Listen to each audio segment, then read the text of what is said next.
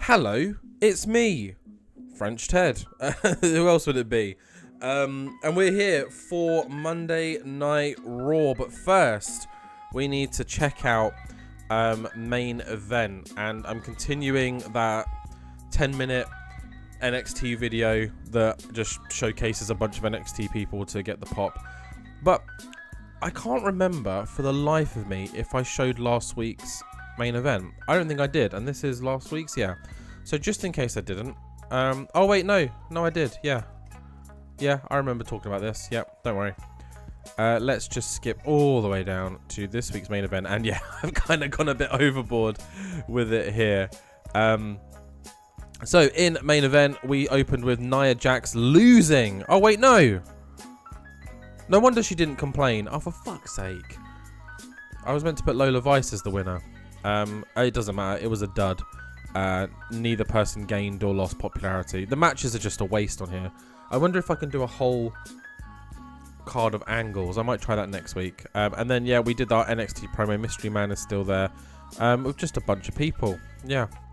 And then the main event was Carlito versus Berto, and Berto got the win. And yeah, again, it was a dud. So what is the point in main event? I think it will have to go post-Mania, but maybe it will be replaced by something. Who knows? But yeah, there's not much else to report. We put that offer in for Buddy Matthews at the end of the last episode, so hopefully we'll get a response from that soon. I was toying around with the idea of going into the developmental. Actually, I shouldn't click around too much there. Is there any spoilers in here? No. Going into developmental and in the database, I mean, and just kind of making some tag teams just to see if the AI then book them together.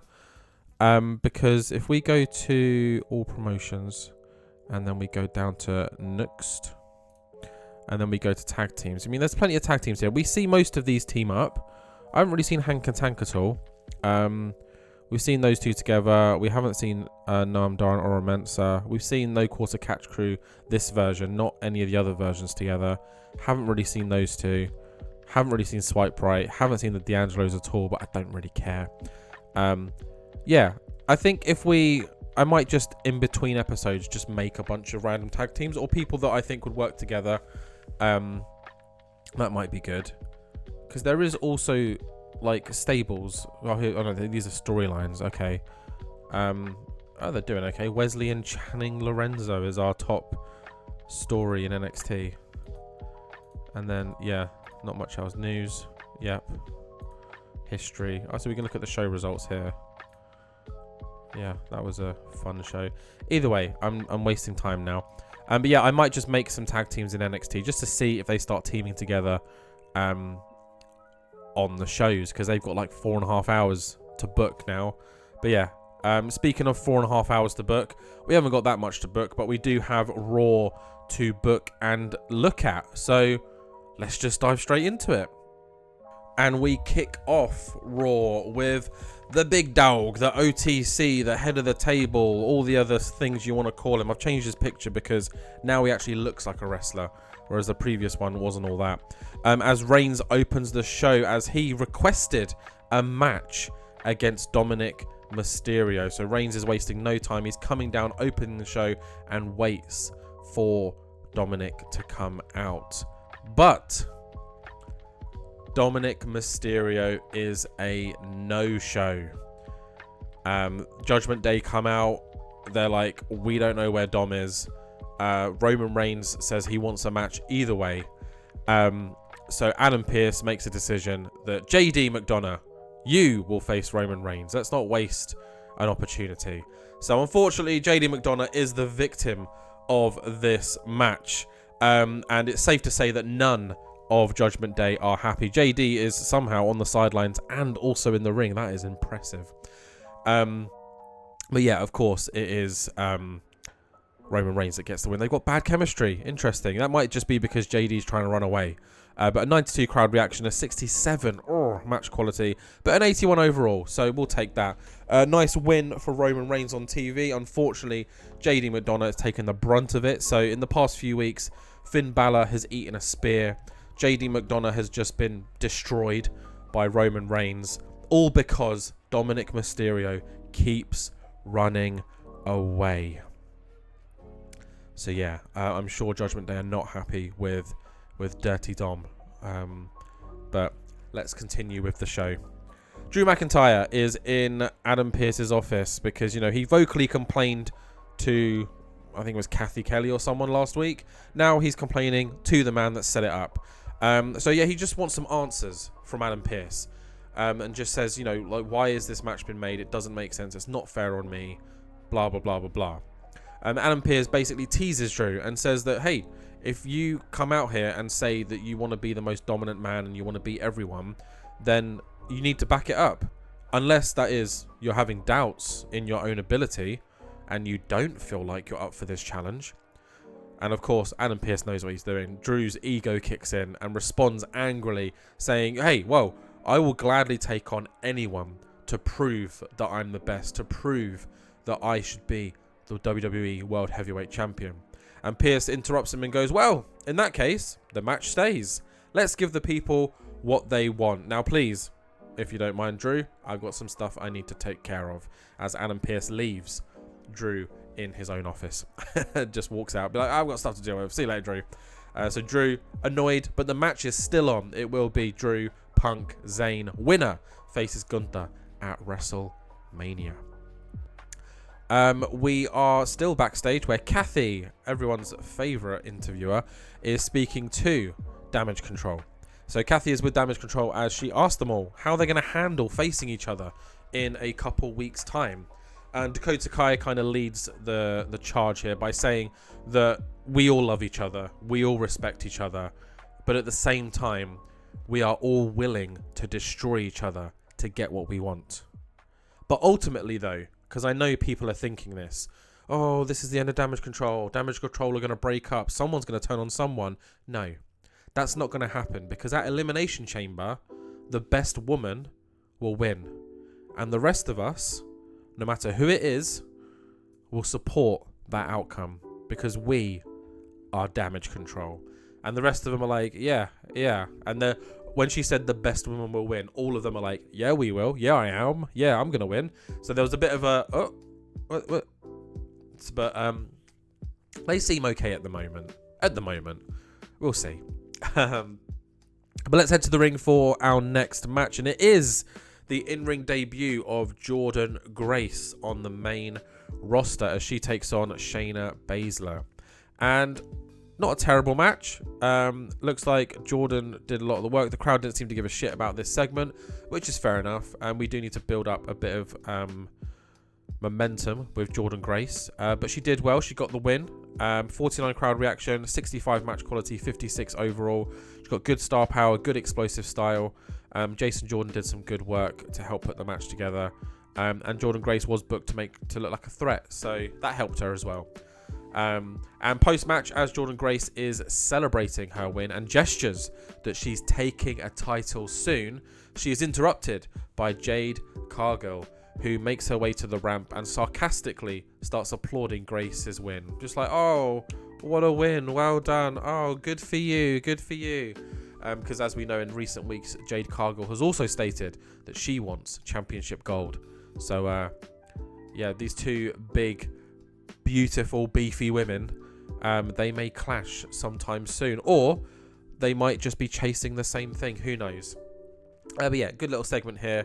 I think Jade Cargill really helped this segment, really boosted it. But because I think Jordan's got just a little bit of pop to grow, so we need to try and build that as soon as possible if we want this story to be a success. But speaking of nothing, because I've got no way to cleanly transition into this, Adam Pearce left Drew McIntyre in his office because he had some things to deal with, and that is trying to find Dominik Mysterio. And lo and behold, he does.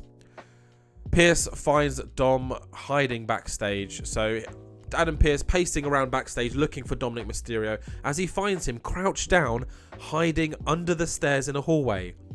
And Adam Pearce has just had enough. He grabs Dom and pulls him out and tells him off for no showing his match earlier and says that is not what we do on Monday Night Raw and that is not what a professional does. And of course, it resulted in a teammate of yours, JD McDonough, receiving a beatdown from Roman Reigns. Dom's obviously, feeling a little bit bad, but also doesn't really care that much. Pearce then says, you know what? That's it. I've had enough. Next week, Dom, you will be in a match. You will be in a 6-man tag team match against Roman Reigns and the Usos. And you'll be teaming with your Judgment Day teammates. But that's if they even want to team with you. Oh, and by the way, Dom, if you don't show up, you'll be suspended indefinitely. So Adam Pearce, he doesn't want mind games or cat and mouse chases or anything on his show. He expects all of his wrestlers to step up, or superstars, to step up when they're told to. So Dom has an alright old clip round the ear, and he has been told next week it will be a 6-man tag, the go-home show of Elimination Chamber. Dominik Mysterio and 2 of his Judgment Day teammates, should they choose to team with him, facing off against Reigns and the Usos. Of course, the Usos have their own beef with New Day, but, when the OTC comes calling, they kind of have to help. But yeah, good little segment here. Reigns actually dropped in popularity, which is quite funny. Everyone else did okay or just didn't budge. Cathy's back because we love Cathy. Cathy. As she is interviewing Lyra, just to get her reaction on Jordynne Grace's win. Lyra says that she is incredibly impressed with Jordynne Grace and super happy that she's now on Raw. Lyra also re-emphasizes the fact that she is a fighting champion and will gladly face any challenger, but she also wants to make it clear that she's not just handing opportunities out. She wants people to earn the opportunity. And that's obviously a hint at both Jade Cargill and Jordynne Grace. Will either of these women be the next challenger for Lyra? We'll have to wait and see. But Lyra is open to anyone. Following on from this, though, we return to the ring as after their big old pep talk last week from Santos Escobar, Los Garza are in action against Alpha Academy. Also, I think they're called the Alpha Babes in real life now, aren't they? I mean, I'm just going to leave them as Alpha Academy, and I'm probably, spoiler, going to disband these two soon, because, why not? But in this match, which is okay, I mean, better than I thought it would be, a 46 crowd reaction, 3-star match quality, and a 58 overall. We forget that Tozawa's great in the ring. These two guys are awesome. Otis has his own kind of charm. And they've all got good kind of tag team momentum, things like that. Yeah, can't complain. Good win here from... Oh, wait, no. Hold on. Otis won. That wasn't planned? Okay. Well, actually, it was meant to be Angel and Berto that won after their... after their pep talk from Santos Escobar, but Akira Tozawa and Otis got the win. Whoops. Well, we're gonna have to rewrite a couple of stories now. What? But yeah, in a shock win, even for me, the one that bloody booked it, it's actually Alpha Academy that get the win. So maybe they're not being disbanded. Maybe they've just climbed up the tag team ranks. Fuck it. Maybe they're gonna get a tag team title opportunity soon. Why not? And of course, Santos is, who you would have thought he'd be happy, is now actually very angry with Angel and Berto after losing to a team that, let's be honest, no one expects to do well. But moving on and heading backstage and staying within the tag team division, the New Day and the Usos clash backstage. So New Day and Usos, they're not over the events of last week, and what started out with them just talking trash to each other, a little war of words, ends in just an all-out brawl backstage between these two teams. The security have to get involved and pull them apart. So yeah, the beef between these two teams is not over, and it's likely to continue for a little while. They don't just want to both be tag team champions. I think they both just want to silence each other because they've got a history together. Kofi and Xavier have kind of turned into these heels, these dastardly heels, and it's really not them. And the Usos are just you know, they're just up for a fight, because why not? And why not run it back with one of their biggest rivals in history? You could say that, could you? I don't know. But yeah, fun little segment, you know, just getting these guys on the card, getting them fighting. But the Usos have obviously got to try and focus a little bit, because they are in that 6-man tag next week against the Judgment Day. And speaking of Judgment Day, because Ted loves to try and do some transitions, a former Judgment Day member is in ring right now as he looks to take on Ludwig Kaiser. It is Damian Priest against Ludwig Kaiser, and in a semi-decent match, it is Damian Priest that gets the win. Builds a little bit of momentum. We haven't seen much of Priest or Kaiser really, and yeah, just a good win from Damian Priest. Nothing special, just a run-of-the-mill thrown together match, which is also our main event tonight as well. It is just another run-of-the-mill thrown together match. But an 80 crowd reaction, a 71 match quality, and a 76 overall. You know, can't complain. It's fine. It does the job. Good win for Damian Priest. Moving on though, and looking back on what happened between Charlotte and Trish last week, after Charlotte won the match and then slapped Trish, who was ringside. We've got a script, guys, so buckle in. I've written a script for this one. So Charlotte's theme hits and she struts down to the ring in a lovely designer gown, soaking in all of the booze, because, you know, no one likes Charlotte right now. She enters the ring, mic in hand, and a cheeky little smirk. And she says, you know, they say that you should never really slap your heroes or any legends. You know, they've earned the right to be called a legend. But when the legend is trying to take your spotlight, I mean, let's just run it back, shall we? She gestures to the Titantron screen where a replay is shown of Charlotte slapping Trish around the face. Charlotte just laughs through it as the crowd continue to boo. And she goes, oh, that felt good. But honestly though, Trish, I think I've done you a favour. I mean, like, you've done it all, right? Hall of Fame, a multiple-time women's champion, yoga warrior. I mean, it just makes me wonder, why are you even still here? It's like you're playing dress-up and clinging to some form of relevance. Do yourself a favour, Trish. Actually, do all of us a favour. Why don't you come out here right now, smile for the camera like you always do, take this mic from my hand and say the words, I retire. Stratus's music hits. You know, she ain't backing down from no one. She comes down with her own mic in hand, looking quite calm, collected, you know, waving to the fans, shaking some hands, doing, you know, the usual babyface stuff, as she gets in the ring and comes toe to toe with Charlotte Flair. And she says, you know, Charlotte, I've been slapped before, but this is the first time that a slap has actually made me laugh. Do you really think I'm intimidated by you? Do you really think I'm scared? And do you think I'm sticking around because I have to or I need to? No. You've got it all wrong, sweetheart. I'm still here because I can be. I'm still here because women like you are still trying to catch up to women like me. And if you think that a slap is going to send me packing, then clearly, and Trish becomes very serious now, you forgot who the hell I am. Trish then turns and without warning nails Charlotte with a really stiff looking chick kick. Charlotte drops to the mat, holding her head stunned as she looks up, and Trish just leans over Charlotte, smirking, and goes, I'll retire, Charlotte, when I'm damn good and ready, and then throws the mic onto Charlotte, celebrates with the crowd, and then leaves, leaving Charlotte on her back in the ring, nursing a real stiff looking chick kick. Trust me, it was brutal.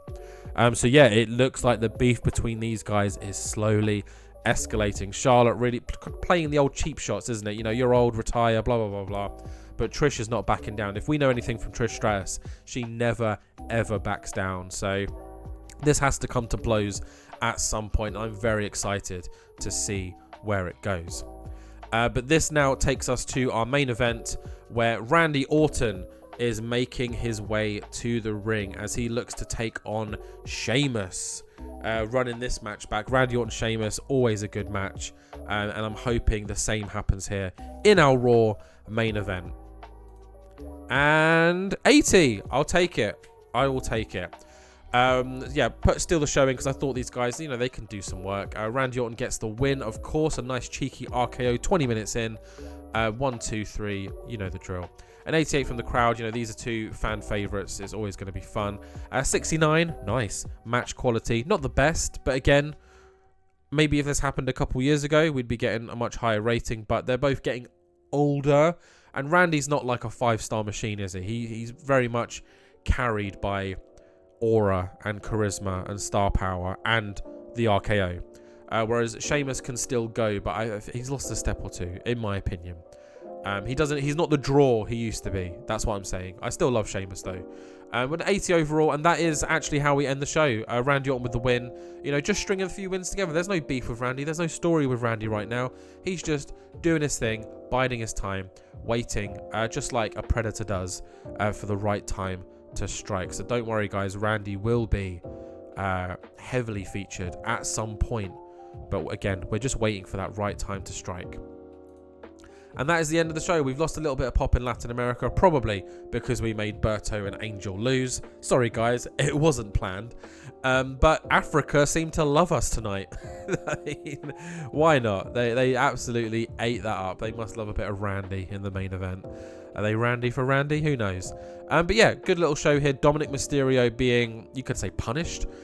Because if he doesn't appear in the 6-man tag next week, then he will be suspended indefinitely. The triple threat between Drew, Punk and Zayn is happening. Jordynne Grace, debut win, as she has her eyes set on Lyra Valkyria's title, but so does Jade Cargill, and I'm sure many other women. Los Garza lose, wasn't planned, sorry guys. New Day and Usos continue to clash, and Charlotte and Trish is just heating up. And there's the promo if you did want to read it yourself. So yeah, let's continue. Let's zoom through to Friday. Let's see if we decide to randomly sign anyone else. Because, you know, one thing I didn't want to do is just endlessly sign people and hoard them. Kind of like what WWE used to do. But I might just continue doing it because why not? So here's all the summaries. We don't care about the numbers because we are rich. Anyone here that we want to just pick up and sign? No? Cool. Let's just zoom through to Friday as quick as we can because this post-show thing, I think, tends to drag a little bit, and I do apologise for that, but I want to make sure that I'm showing you everything that happens, and I also don't want to do too much editing either, if I'm being completely honest. Buddy Matthews is in. He is in NXT. Nice one. Let's go to developmental. Let's go Buddy Matthews, and let's change it to Buddy Murphy. Go back to his WWE name. Change name. Boom. Buddy Murphy is in. And will he feature on Evolve tonight? Because Evolve is happening, or it's just happened because we're now on Thursday. We will obviously check those all once we get to Friday. But let's keep going. We just saw it pop up there. We're at Thursday. Today's news has just suddenly decided to stop showing all the news. No mail notifications. Let's get to Friday, and then we will recap all of the events that we have missed. So we've got 2 NXT shows. We will have AEW Dynamite, any New Japan shows just to see for title matches, and then we'll also check TNA. I think post-Mania, I'm going to stop looking at TNA just because I don't care about it too much, and they haven't really done anything that's reinventing the wheel. Just looking, no new names there. No mail either. Wow. So let's just go straight into the events. Let's get all the way down to, where were we? We've done that. What are the dates? Where are the dates? Here we go. So Raw we have just done. So Tuesday, NXT. Let's have a look. And let's see. Angles. We've got a 4-way here where Ricky Saints gets the win. Nice. Ethan Page defeats Cutler James. Lola Vice gets the win against Wendy Chu. A huge match here. Jesus. So where's Thea Hale? So it's Nikita Lyons, Thea Hale, Vipress, Cassie Lee, and Zara Zakir defeat Kiana James, Sol Ruka, Stevie Turner, Danny Palmer, and Kenzie Page. Wow. We've then got an angle involving these guys. Another angle. So that's the feud that we have at the moment. The top feud. Jada Parker and Fallon Henley defeat Metaphors, Chikara Jackson, and Lash Legend. Dexter Loomis defeats Francisco Akira. Another angle here. Shotzi defeats Izzy Dame. And in the main event, Obafemi puts his title on the line against Tavion Heights. And he gets the win in a 73. Go on, Obafemi. A huge win. And it's awesome to see the AI put one of the belts on the line. Love that. Let's go to Wednesday, where we'll check out Dynamite quickly. Just the matches again. Swerve defeats Nick. Thunder Rosa defeats Emi Sakura. Camille defeats Serena Deeb. Yuka Sakazaki continues her win. Britt Baker and Hikaru Shida take down the Vendetta. They were doing so well recently. Kazuchika Okada defeats Wardlow, Cope, and Malachi Black. And of course, the main event, Mercedes Moné continues her undefeated streak against Timeless Toni Storm. Like, that's ridiculous. Every single show they have that match. What's happened on NXT Evolve? And it is the Gigi Dolan and Tatum Paxi defeating Panina Tuilepa and Vipress. I'm like, nice to see P Money on the show. We love a bit of P Money. North American title, Vaquer retains against Nikki Cross and Cassie Lee. Another angle involving these guys. Are they going to face each other ever? Who knows? Jasmine Nix loses to Julia. Good to see Julia on the card. And is that another title? Oh, thought we get another title match where Fraxium defeat Out the Mud. It's Bronco Nima and Lucian Price, I want to say. Another angle here involving these four beautiful women. And Zarya takes on Thea Hale and wins. And then, okay, Obafemi has just decided he's going to defend his belt 24/7 now. He defeats another member of No Quarter Catch Crew. That is Charlie Dempsey in a 72. Go on, Oba. Love to see that. CMLL and Fantastica Mania with New Japan. No title matches. Fair enough. And then on Thursday, anything interesting? We'll look at CMLL and New Japan again. Even though realistically it's just New Japan, isn't it? No title matches? Oh, here we go. El Desperado defeats James Drake. I think he defeated Gibson the other day as well. So he's working his way through the British lads. And then El Phantasmo retains against Hiromu Takahashi. El Phantasmo really running with that belt. And then we'll quickly take a look at Impact. Sami Callihan defeats Mance Warner and Trey Miguel. Jeff Hardy defeats Gresham. JDC defeats Laredo Kid, Leon Slater, Alan Angels, and Eric Young. More angles. Ace Austin and Hammerstone continue to retain their titles, this time against Nick Nemeth and Frankie Kazarian. And Moose retains his X Division title against Mustafa Ali. Now, I believe that is everything for this show. And just to triple 100% confirm, Elimination Chamber is growing ever closer. We've got SmackDown to book and go through, and then it is the go home shows for Elimination Chamber. I'm very excited to see how Elimination Chamber goes, because it's not going to be that huge starfest of the Royal Rumble. We're going to have to actually book good matches. So fingers crossed it goes well. Yeah, there's not much else to say. Our wrestler count keeps growing and growing. We need to sort that out. So as and when expiries come through, I'm going to have to be a bit harsher in who I want to keep and who I don't want to keep. But either way, that's for another day. That's for another video. Thank you very much for watching, guys. Please like, comment, subscribe. Do whatever you want. And yeah, I will see each and every one of you in the next one.